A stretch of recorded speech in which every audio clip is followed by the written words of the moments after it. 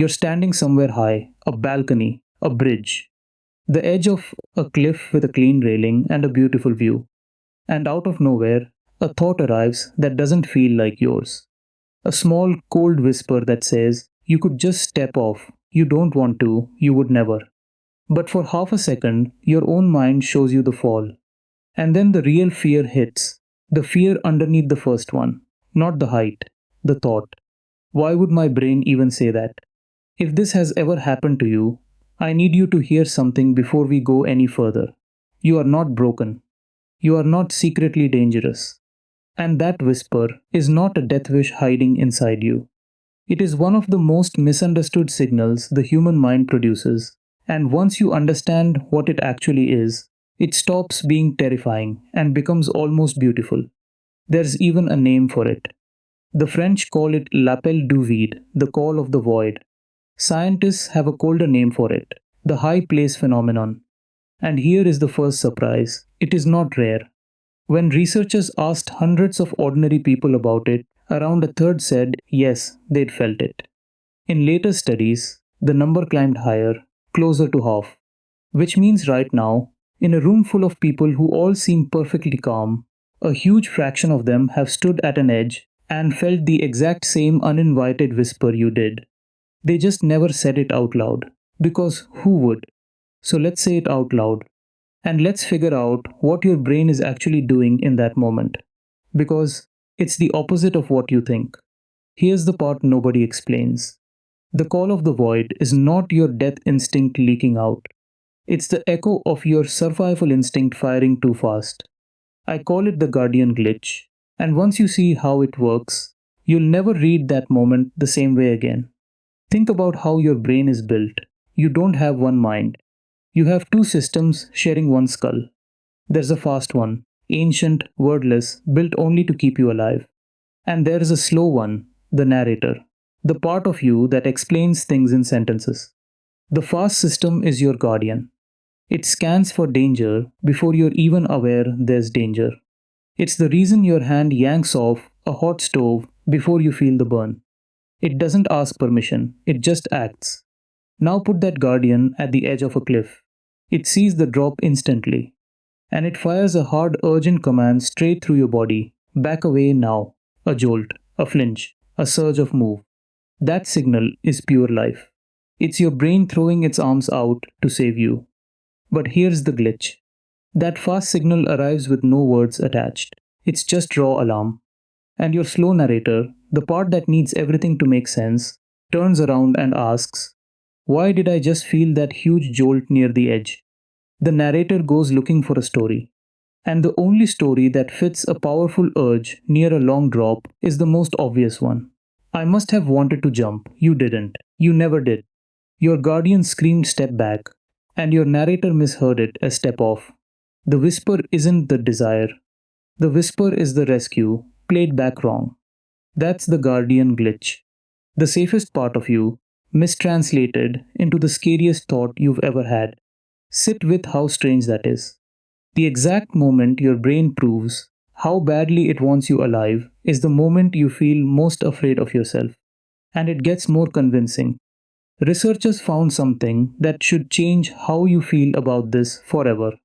The people most likely to feel the call of the void were not the people closest to giving up. In one striking finding, more than half the people who'd felt it had never had a single thought of harming themselves. The urge and the despair were simply not the same thing. In fact, one group of scientists gave their study a title that says it perfectly. They argued that an urge to jump affirms the urge to live. Read that again. The whisper isn't a sign that part of you wants to die. It might be a sign of how loudly the rest of you wants to live. So why does it hit some people harder than others? Here's the next layer. The glitch tends to ring louder in people whose alarm systems are simply more sensitive. People who feel their own heartbeat more. People who notice the flutter of anxiety before anyone else would. If you're someone who feels everything a little more intensely, your guardian is a little quicker to shout. Which means the call of the void isn't a flaw in sensitive people.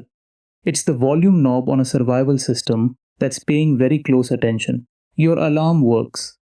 It might just work a little too well. Now watch what the fear does next, because this is where people get trapped. The thought arrives.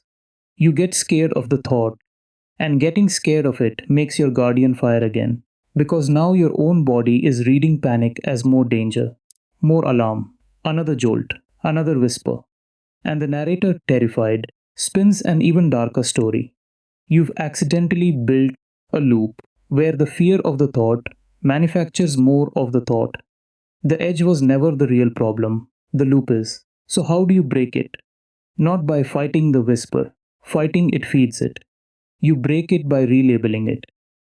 The next time you're up high and that cold thought arrives, I want you to do something almost rude to your own panic. I want you to answer it. Quietly, you say, "Thank you. That was my brain keeping me safe." And then you take one real step back on purpose and you let your slow narrator catch up to the truth your fast guardian already knew. You don't argue with the alarm, you translate it correctly. Step back, not step off. Let me show you the difference this makes. Because two people can stand in the exact same spot and walk away living in two completely different worlds. Picture two friends on the same overlook at sunset, same railing, same dizzying drop. Same whisper arrives in both of them at the same second. The first one feels the jolt and panics. He thinks, "What is wrong with me? Why did I just imagine that? Am I losing control?" He backs away shaking, and he carries a small new fear home with him, a fear of his own mind. He avoids high places after that. The fear quietly shrinks his world. The second one feels the exact same jolt, but she knows about the guardian glitch. So she smiles a little, almost grateful, and she thinks, "There it is, my alarm works. My brain just tried to save me." She steps back, takes a breath, and looks out at the view her friend can no longer enjoy. Same brain, same whisper, same edge. The only thing that changed was the story she told about the signal. And the story is the whole game. Because that's the bigger truth hiding inside this strange little experience. So much of what scares us about our own minds isn't the raw feeling. It's the story we wrap around the feeling. A jolt becomes a wish, a flinch becomes a flaw, a rescue becomes a threat. And we spend years afraid of signals that were trying to protect us the entire time. The call of the void is just the loudest, clearest example of something your brain does all day long. It sends you fast, wordless signals, and your narrator scrambles to explain them, and sometimes the explanation is dead wrong. Learning to pause before you believe your own first story might be one of the most freeing things you ever do. So here's what I want you to carry away from this. That whisper at the edge was never your enemy. It was a guardian shouting in a language you hadn't learned to read yet. You can learn it. You can hear the jolt, name it, thank it, and step back into your life a little less afraid of the machinery that keeps you here. One last thing, and I mean this gently. The call of the void, the kind we've talked about today, is a common, harmless quirk of a healthy survival brain. But if you ever find that the thoughts feel heavy, that they don't pass, or that part of you genuinely wants to stop being here, that is a different thing, and it deserves real care. Please talk to a doctor or a therapist, or reach out to someone you trust. Nothing I've said is medical advice. It's just a way of understanding one strange, very human moment a little more kindly. Your brain is not trying to end you. Most of the time, it's working impossibly hard to keep you. And maybe the next time you stand at an edge and feel that whisper, you'll hear it for what it really is, not a wish to fall. A reminder, in the oldest language you own, that you are still very much alive,